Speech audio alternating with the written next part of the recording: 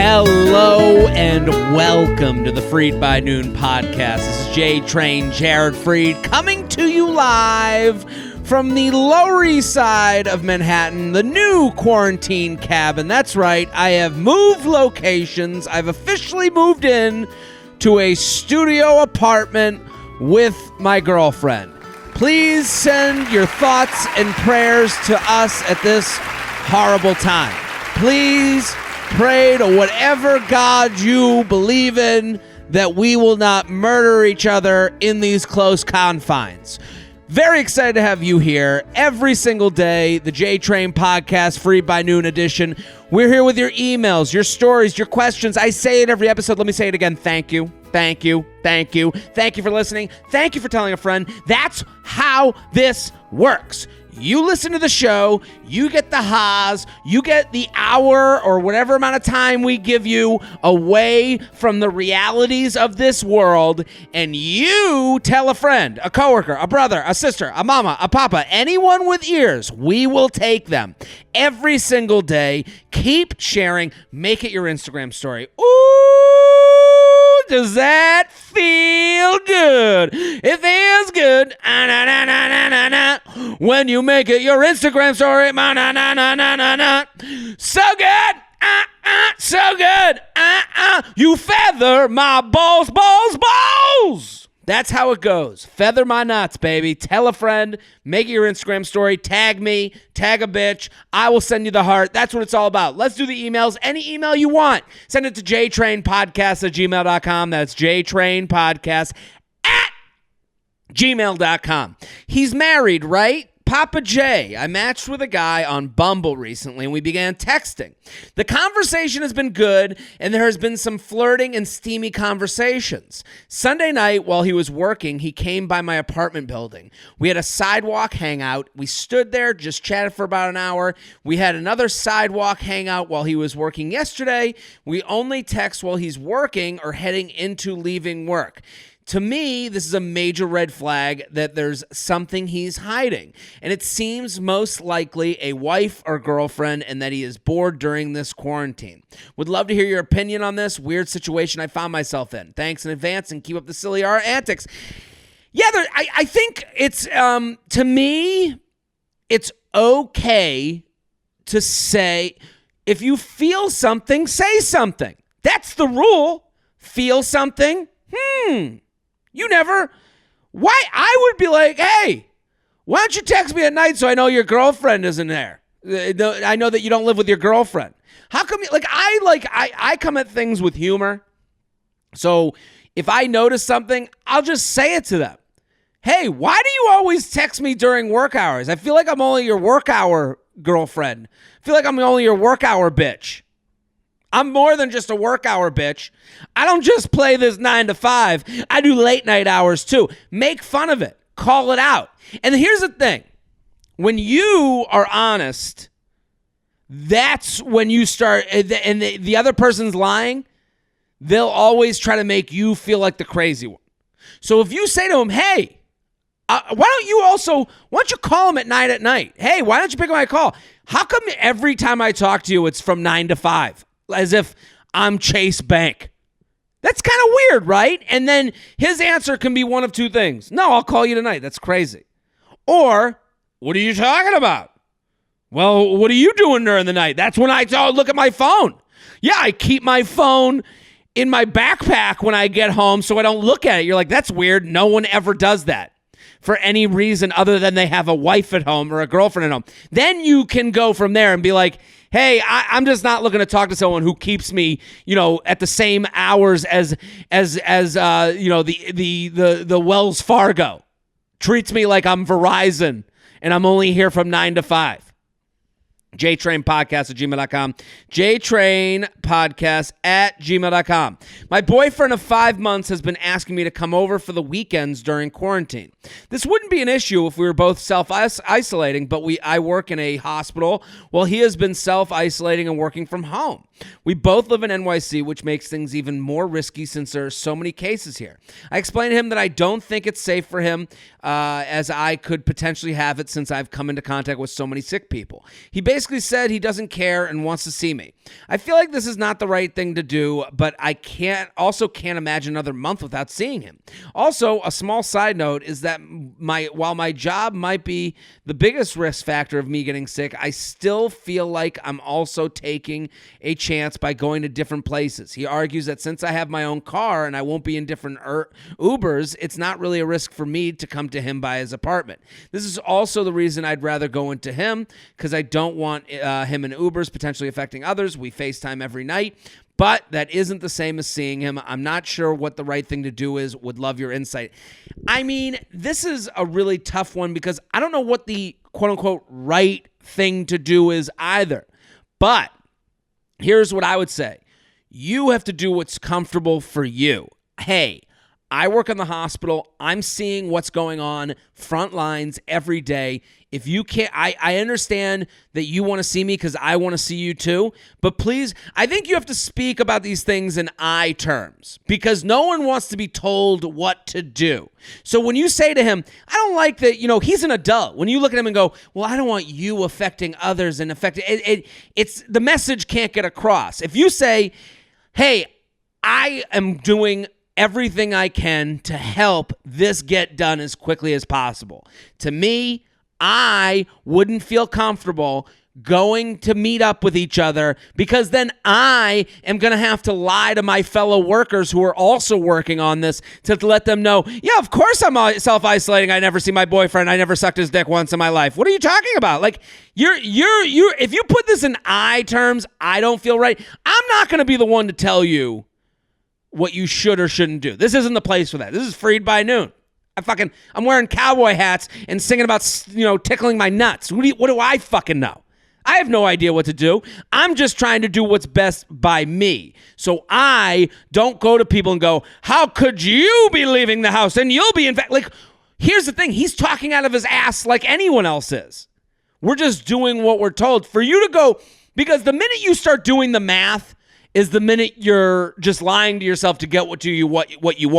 Well, you didn't go in an Uber and you didn't speak to a guy, and when you did speak to him, you put your hand over your mouth and you flapped 3 times, which means that you don't have it because 3 times is the lucky number. Like, you just want your dick sucked, dude.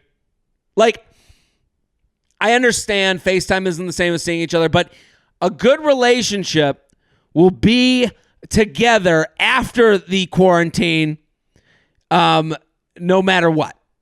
If you're in a good relationship, if you're in a relationship that communicates and talks to each other, then you guys are at the negotiation table of life and you'll figure this out together. So if this thing ain't breaking up because you couldn't go to his place to cuddle and watch fucking The Office. That's not why you guys will break up. So if in your mind you're saying, well, I want to please my boyfriend, pleasing yourself and doing the things that make you feel comfortable should please your partner.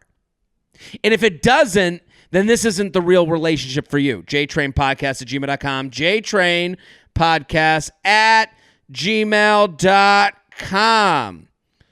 Quarantine times. I met a guy at a wedding last month. I was into him, but he went home with another girl. Is it weird to follow him on Insta and slide into his DMs? I feel like I'm back at all-girls private school during these corona times. I don't want to come off desperate and honestly unsure if he'll even remember me. What's a good opening DM? Here's what I'll say to you. To all these people questioning, should you DM? The answer is yes. That's the answer. You got nothing else to do. You're sitting, staring at the same 4 walls. You should DM. That's, let's go through the line, the schedule here. Should you DM? Yes or no? Yes. DM them all. Send them all. Hey, what's up? What's your opening line? Hey, what's up? How's your quarantine been? Where are you shacked up? Make it quarantine specific. That's an easy thing that connects us all right now. But here's step 3. Don't get ahead of yourself. Don't think because you DM, this will be a relationship. Your first thought when you DM is, because you DM, he knows I might want to fuck him. That's what he's thinking. Every DM that a guy receives, because listen, I'm proud of you. You're a strong woman. I'm gonna DM a guy who went home with another chick from a wedding. Whoop-de-fucking-do. You did it, bitch. But don't think because you DM'd and you were a strong, independent woman who's gonna get hers, that all of a sudden the realities of where this goes is different. Here's what happens when a guy gets a DM. Sees DM. Goes immediately to your profile to see if he's attracted. This is not a question of whether you are attractive or not. Everyone is attractive to someone. There are guys online masturbating to foot porn. You are a foot to someone. You're someone's foot. So now he looks at you and he goes, ooh, that's a foot I'd like to fuck. Okay, hey, my quarantine's been great. How are you? You write back, oh, I'm stuck in blah, blah, blah, blah, blah, blah, blah, blah, blah. You write back to him, and he writes back. You have this conversation. This all started because he saw your profile and goes, yes, I would fuck. Let me talk now. Take time out of my day to talk to her. It is not, ooh, her parents look nice. Ooh, what's she doing on Hanukkah? Ooh, she has a younger sister. No. Every DM a guy receives, the first thought is, he looks at his penis. He sits there with his penis. Here, every guy, when he receives a DM, him and his penis go, so what are we going to do? Yeah, she looks pretty good on spring break. I've never fucked a girl that looked like that before. You should keep talking to her. You're right, penis. That's it. That's the only conversation they're having. So don't come in thinking because the conversation was good over DM, oh, well, I guess we'll go on a date. Maybe. I don't know. That might happen. But the penis is still in charge. JTrainPodcast@gmail.com. JTrainPodcast@gmail.com. I like this question. This one is, does she live with me now? Jared, feather, may you frolic in many a field of high-thigh wheat stalks once quarantine is over. My girlfriend of 4 months has been quarantining with me the past couple of weeks. She had moved back to the city 6 months ago and was living with her parents while looking for her own place when coronavirus popped up. The forced closeness has been like steroids for the relationship. Now that our city is a stay at home for the foreseeable future, I wonder about life once we're back in the real world. Given the circumstances, it seemed kind of awkward to go from living together under quarantine back to her living with her parents, looking for her own place while seeing each other 2 to 3 times a week. However, I don't really feel comfortable moving in with someone for good after 4 to 6 months of dating. What do you think? How do I approach bringing this back to normal? Or does she live with me now if I end up wanting this to continue after the virus? It's a good question. A lot of people are being forced into situations of reality with their relationships. That's why a lot of you have been dumped. That's why a lot of you have been reached out to over DM. The quarantine happened. Now we are all doing what's good for number one, me. So what your girlfriend did is she said, hey, I would like to spend more time together. Let's stay together. Let's quarantine together. I think it's okay. I think it's totally appropriate and okay for you to look at her and go, hey, I am having the best time with you quarantining. This has been cool. This has been fun. This has been different. We made the best of a bad situation. I do envision myself moving in with someone down the road. I think that someone could be you. That's why I want this relationship to continue. But it's too soon for me. That person should understand that. That person should look at you and go, I totally get it. It's probably too soon for me too. But it's nice to know that we go so well together over this time of this weird time in our history. That should be the conversation. If the conversation goes and you put it in me terms, I am enjoying my time with you. This has been the best of a bad situation. I will not move in with someone after 6 months of dating. I think we should go back to a normal life and do a year of us living apart and doing the normal dating thing with this in our rearview mirror, knowing we had a great time. And then we'll see where we are a year from now when that lease pops up. That's the way you go.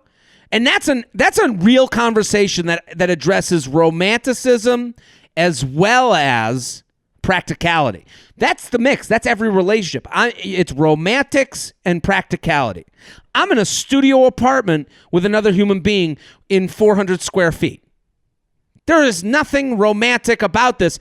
Yeah, we could light a candle and be like, we are in each other's arms and we love each other. But the practicality is I have to take a shit and she can hear that from across the room. jtrainpodcast@gmail.com. jtrainpodcast@gmail.com. Is friends ever a real thing? Jared, new fan. Love your podcast. It makes quarantine enjoyable. Keep telling a friend. Keep telling a friend. Your friends need the ha's. They want to listen to J Train. They just don't know it yet. Life advice time. I am good friends with a coworker. We hang out all the time. We have mutual hobbies and are very open with each other. Recently, we have both acknowledged that we have chemistry and have admitted to having feelings for each other. Dating a coworker seems like a bad idea, and I told him this. He doesn't see it as a problem. I am looking for another job anyways because it's time for me to progress in my career. I don't see the harm in maintaining a friendship and seeing if at some point dating happens. I'm okay either way, and I don't want to be hasty to date and kill a friendship and make work very awkward. Here's the question. Do you think it's possible to be friends with the opposite sex if you have chemistry? I am torn because we didn't have feelings at the beginning, so it's theoretically possible. Or is that just asking too much? Should we back off of the friendship? Interested to see a guy's point of view on the quote-unquote friends. Men and women can be friends. Here's the problem. You both gotten the feelings mobile and drove across the feelings river. Okay? You guys are now, you've both admitted, you can't. Feelings and and all this relationship stuff is toothpaste in a toothpaste tube. You let him know. You both admitted to liking each other. So you're there. You're already at that point. You can't backtrack and go, well, now, forget that conversation ever happened. No, the conversation happened. You both said you like each other. Date. The friendship is over. You're not losing a friend. You claim to me, well, at first we weren't into each other and then we got into each other. Yeah, that's called two human beings falling for each other. That happens. That's how it works. I don't know in what world, if I guess you're believing in this world where love at first sight is the only way people could end up in relationships. That's just not the truth. And I'll tell you this about him. He wanted to fuck you the minute he saw you. That's right. He saw you. He said, yeah, I fuck. That's what happens with a lot of guys will look at someone and they'll go, yeah, I would. That's our first inclination. Chick? Yeah, I would. And then he was like, oh, she wants to be friends? Okay, I'll sit in this friendship. So the idea that you're ruining some friendship that's going to last years and years and years and you guys are going to have fucking sleepovers like you're 10 years old and play video games, what world are you living in? There was no friendship. The friendship existed until he could show you that he's a good guy and nice enough to fuck. He got where he wanted. So this whole idea that can men and women be friends? Yes, of course. I have plenty of female friends. But all of my female friends are there for a reason. We met for a reason. We were, just like you two, we worked together and there was no point where we worked together and I went, I like you. Oh, never mind. Now we're together. Now we're just friends. No. That's not how all my female relationships went. We met, we hung out, we had a good time. We're, connected because of work, and we see each other at work. All these female friends, we didn't have this, we're so compatible, we should fuck. Yeah, you're right. Let's just be friends so we don't ruin the friendship. That's not how it works. jtrainpodcast@gmail.com. jtrainpodcast@gmail.com. Jared, how to reignite an old Hinge flame. Hi, Jared. Love the podcast. Thank you for keeping us all entertained during these trying times. I wanted to get your advice on how to deal with a situation that I currently find myself in. Thanks to your podcast, I gained the courage to end a toxic relationship that has been on and off for a little over 3 years. Good for you. During the last off period with the ex, I downloaded Hinge to try and start to move on and get myself back out there. I connected with someone who I really seemed to hit it off with, and we went ahead and set up a date to meet up at a brewery for some drinks. This was back in February. I ended up canceling the date in fear that I still wasn't over my ex and didn't want to involve someone new without being in a more emotionally available place. I was honest with the Hinge guy and told him this. A couple of months have gone by and I am feeling like I am in a much better place and finally ready to put the past behind me. I have also felt a sense of regret ever since canceling the date. Would really like to try and reconnect, but having a hard time figuring out the best way to reach out and ask if he would still be interested in a date once all this COVID-19 craziness is over. Any suggestion would be much appreciated. Thanks so much. P.S. So I will say this. The answer to all of your questions is honesty. Honesty is vulnerability. And then vulnerability, the reason it sucks is because you might hear an answer you don't like. So I would message the guy, hey, I just wanted to reach out. My last relationship that I was kind of still going on with has ended. That boat has sailed. I'm totally moving on. And you're someone I've thought about right away. I'd love to get drinks when this whole thing ends out. Yeah, there it is. He's going to answer or not. If he doesn't, that's a no. If he answers, it's going to be a yes or maybe. The maybe is a no. The maybe is I just want to fuck you and I don't want to go on a date. And the yes is totally, that sounds great. How's everything? How's your quarantine? Then you have a normal conversation. But you just because you canceled before, you canceled for a good reason. You're like, I didn't want to go on a date with someone while I'm still mixed up with another relationship. That reason has now resolved itself. Now it's time to say, hey, I'm here for it. Let's do a date when this whole thing gets all clear. And he's going to go, oh, cool. No harm, no foul. jtrainpodcast@gmail.com.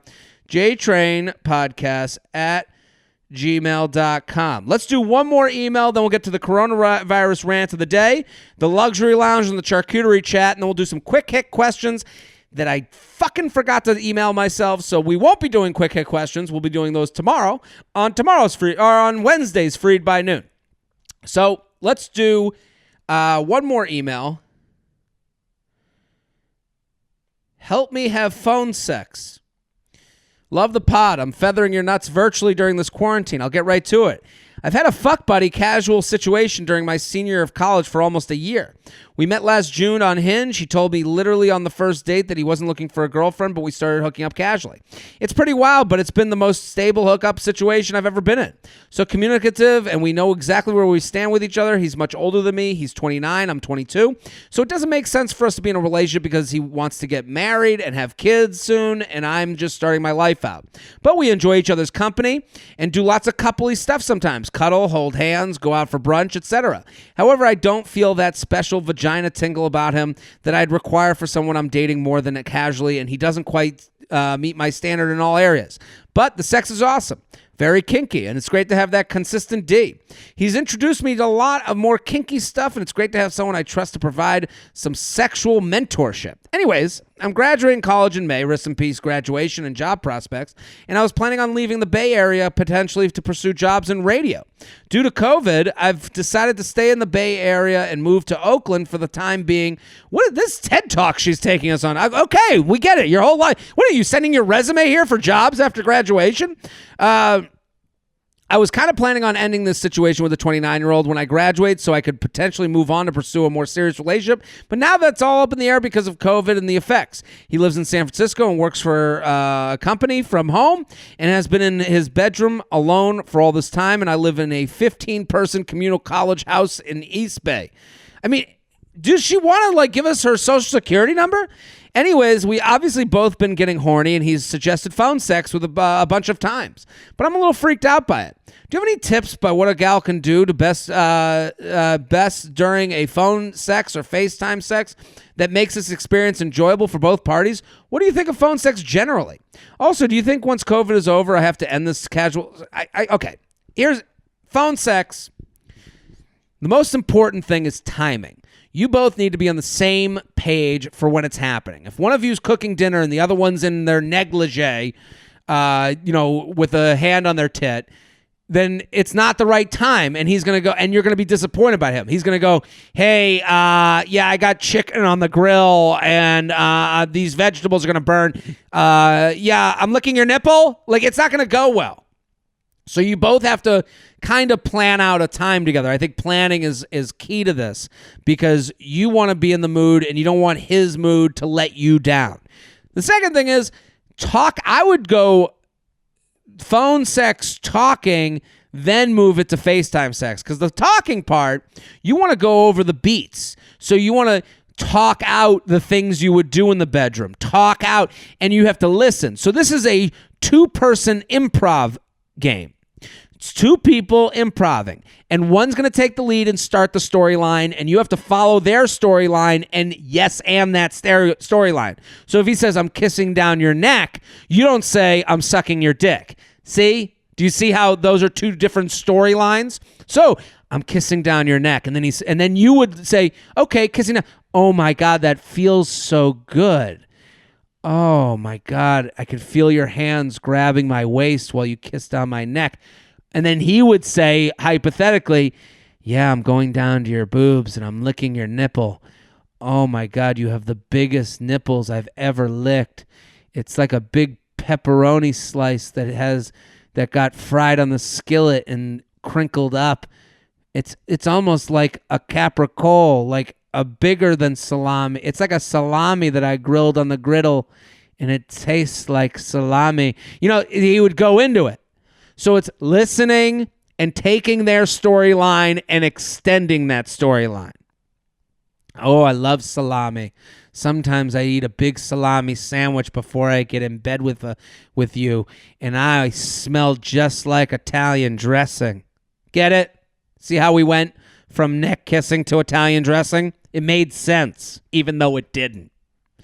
Also, do you think this so she asked, should she end the relationship? Women are obsessed with beginnings and ends. So let me tell you something about your casual 29-year-old hookup. He's going to let this be casual. He's going to let you be casual hookup girl until he's walking down the aisle with his wife, soon-to-be wife.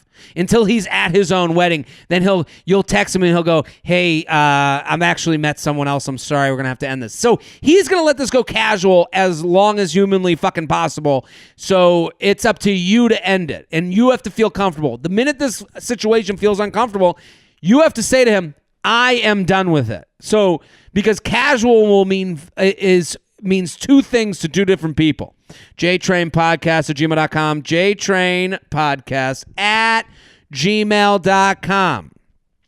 We are here every day, Freid by Noon podcast. If you go listen to the regular podcast, I have sponsors. I want you guys, please support those sponsors. They are in the description of today's episode. So every sponsor is there to give you free money. I give a promo code with every single sponsor. Go to the description of today's episode to see how you can support the sponsors that support this show. That's how this whole thing keeps afloat. Keep sending your emails, jtrainpodcast@gmail.com. Let's do the coronavirus rant of the day. Hit the music, Shelby. Today's coronavirus rant of the day is studio apartments. I am currently living with my girlfriend in a studio apartment. Who thought this was an appropriate living situation? Who on earth invented the studio apartment? Who are you? You looked at a closet and you were like, oh, a whole family could live in here. What? Who on earth agreed to this situation? Who walks into a studio and goes, oh my God, is that the kitchen? Yup. Oh, where's the bedroom? Well, it's right next to the kitchen. Oh, great. I get to eat and sleep in the same area. And you know what else? You can shit right next to that too. Oh my God, but what about all the smells? Well, guess what? All the smells get mixed together for one shit pie. And you get to live in it.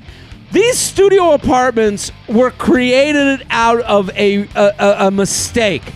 Someone made a building where they were like, oh my God, we cut the rooms too differently. We got this extra space that should really just house sweatshirts, extra clothing. And they were like, no. We can get a 25-year-old girl who makes just enough money to think this is a home. Throw her in there. And honestly, for any of you out there trying to connect with your audiences about, these hard times while you have a pool and acres of land, you need to stop going on social media. Every time, this quarantine life is so hard. I only got to, this quarantine. Yes, I did laps this morning in my Olympic-sized swimming pool, and then I took a sauna in my home sauna, and then I did a run around the yard, and I threw a football, Hail Mary to my husband. Shut the fuck up. There's other people living in a shoebox that are stepping around each other to go on their way to shit because they just farted in the pasta they just made. That's today's coronavirus rant of the day. You can send in your suggestions to jtrainpodcast@gmail.com, jtrainpodcast@gmail.com. Every day we do a luxury lounge. The luxury lounge is actually a segment I do on my Patreon. What's a Patreon? Patreon is a website where you can support content creators like myself. That's right. $5 a month. You got extra podcasts. I do 2 podcasts a week on Patreon, okay? I do the Luxury Lounge and the Coffee with J-Train. I also have videos up there from years and years and years of work. So there's a lot of extra content that you can get for $5 a month. There's also a level $15 a month where you can ask personal advice questions and I will get back to you personally. So $5 a month gets you extra content, extra podcasts, extra blogs, extra videos. $15 a month gets you personal advice from your boy Papa JT. Let's do the Luxury Lounge. Hit the music, Shelby. Today's Luxury Lounge, I want to talk about small espresso cups. I love an espresso. I love to sit. I like to sip. I like to watch the world go by. I like to put a little bit of sweet and low in it, sweeten it up. I like to have it. And it's really an experience what I like about espresso is that you get a little bit and it gets you all charged up. My issue is the cup it comes into. Some places will put it in the regular coffee cup, and I love that because you can sip it, walk around with it. The small espresso cup is too small to hold. I feel like I'm 7,000 pounds when I hold it. Like I feel like I'm on my 600-pound life, and I'm just sitting there with my cup that should be normal size. Also, when you're walking around with it, they fill it to the top, so it always feels like you're about to spill everywhere you go. It's like the martini glass of coffee cups. And the reason they give it to you is because they want you to feel like you got your money's worth. They think I'm stupid enough. I know the espresso is smaller than the coffee, but they think that I'll think if it comes in the coffee cup, well, I just got cheaped out. So they put it in that espresso cup to make you feel like, whoa, I got what my money paid for. Ooh, I know I'm paying too much. I know $4 shouldn't get me a thimble of coffee, but that's what I want. And I don't want to walk around all day worried that I'm going to spill it. And what it does is I have to then drink it faster. We got to get rid of the small espresso cup. All espresso should go in either a coffee cup, the small 7-ounce coffee cup. That's what all espresso should come into. That's today's Luxury Lounge. You can send in your Luxury Lounge suggestions to jtrainpodcast@gmail.com. That's jtrainpodcast@gmail.com. Let's do the charcuterie chat. I got a user-generated charcuterie chat. I'm going to read it right now. J-Train, hit the music, Shelby. J-Train, watching you on YouTube is hilarious and my new favorite way to watch your content. Charcuterie chat. You've talked about this on Insta before, but in the spirit of coronavirus, can you discuss etiquettes of how much touching of the food is appropriate while creating the board? I mean, I know you hate grapes, but at least they're not covered in finger germs, unless they pick up the grape off the vine, which would seem psycho to me. So I agree with this. Sometimes the charcuterie board has a piece of cheese that's wrapped with the meat all before you get there. And what they're trying to do these idiots. They're trying to do too much. They want to let you know, I made the board. They didn't feel like, because the real truth about charcuterie is that you don't need any training. You don't need any schooling. You don't have to be any smarter than your average teenager to make a charcuterie board. It's really, charcuterie boards are like children. Everyone can make them, and everyone wants to show you what theirs looks like on their phone. And none of us give a shit. You don't have to be smart to make a fucking charcuterie board. You don't even have to be a good cook. You don't even have to know meats and cheeses. You could just throw them on the fucking board and then it's done. So these people take the meat and they wrap around the cheese to go, look what I made. That's the flavor I want you to have. They're trying to make themselves seem useful, but they're not. We can make the decisions on which meats and cheeses go together. We can do the taste test. We can be the chef. We don't need you micromanaging our charcuterie board decisions. We don't need it. The meat that you wrapped around the cheese, that's a different appetizer. That should be on a different board. That should be served on a silver platter for us to judge separately for your stupid decisions. But you mixed it in with the charcuterie board so it can hide, so that you'll only get the positive and never the negative. Only people come up to you and go, oh, and I love that you wrap that salami around the Genoa. And you're like, oh, that's my little thing I do. No one's going to come up to you and go, what the fuck? Why'd you wrap the Genoa around the cheddar? What the fuck are you doing? Yeah, no one's gonna say that to you, and you know that. That's why you wrapped it, so you only get the praise, never the negative. That's why you're a piece of shit. That's today's charcuterie chat every single day here on the Freid by Noon podcast. You can send yours in to jtrainpodcast@gmail.com. jtrainpodcast@gmail.com. Today, so we don't have the quick hits because I'm a fuck up. So what we're going to do instead, back in the day, if you've been listening to J-Train podcast for a while, you know that the J-Train podcast used to have a J-Train podcast poet. The poet kind of got lost in the shuffle, and he's back. He's now writing poetry for the Freid by Noon podcast. So let's hit, we're going to read his, I haven't read this yet. He wrote, it is very long, so we're going to finish out today's episode with some Freid by Noon poetry by our local Freid by Noon poet. If you have poetry that you want me to read on the show, send it in, jtrainpodcast@gmail.com. Shelby, hit the music. Hey, Jared, speak freely about writing down your daily plans. Your first rant reminded me that I need to complete a series of little goals while I have this free time. Okay, so here's the poetry. Me.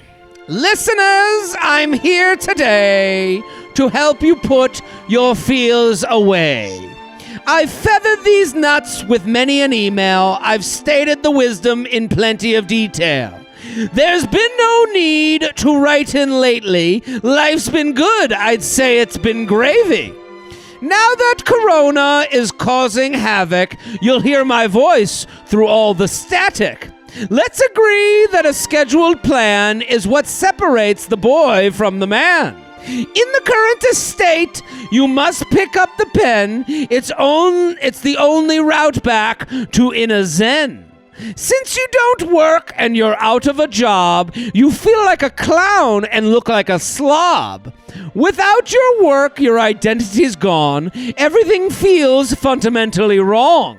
You don't tie your tie, you don't even clock in. No Starbucks on the way for you to stop in.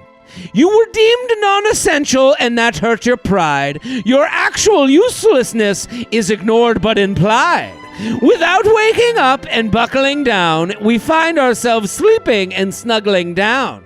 Pathetic it feels to just roll back over, turn off the alarm and sleep off the hangover. We never acknowledge that working with others is what motivates us to get out of the covers. So take back control, plan your daily tasks. You need semblance of order, you maniacs. If you write it down in a public space, then your failure makes you a disgrace.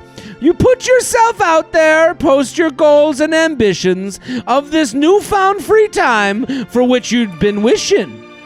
Now is the time to seize the day. Plan out your shit, don't sleep it away. 9 a.m., folks, that's when you start. Don't waste morning brain, that thing is too smart. Freid by noon, that means up and at 'em, 'cause if you start late, your gut will fatten. Plan when you're sober, commit to the ink. Writing has more power than you admit to think. An open schedule you just can't afford. Tack it up on the wall so it can't be ignored. Build in some little rewards like a shopping spree at online stores. Freid by noon will set you free. That's the poet's guarantee. Oh, fantastic. Thank you, Freid by noon poet. Thank you, listeners. Keep spreading the word. Keep telling a friend. We'll be back next episode. Boom.